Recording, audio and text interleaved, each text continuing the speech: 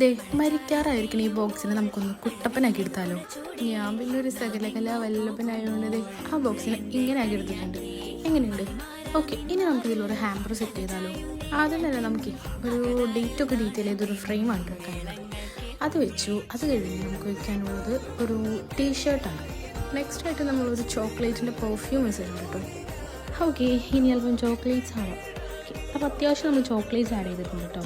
Next വന്നിട്ട് നമ്മൾ photo വെച്ചിട്ടൊരു റിംഗ് ആൽബം ചെയ്തിട്ടുണ്ട്. സംഭവം ഇതാ കസ്റ്റമർ പറഞ്ഞിട്ടൊന്നുമല്ല, എനിക്ക് ഈ കസ്റ്റമർ എന്തോ ഭയങ്കര ഇഷ്ടമായി. നല്ലൊരു ചേച്ചിയായിരുന്നു. അപ്പോൾ പിന്നെ നമ്മൾ എന്തായാലും ചേച്ചിക്ക് സർപ്രൈസ് കൊടുക്കണ്ടേ, അങ്ങനെ സർപ്രൈസ് കൊടുത്തതാണ് ഞാൻ വേറൊരു ഐറ്റം.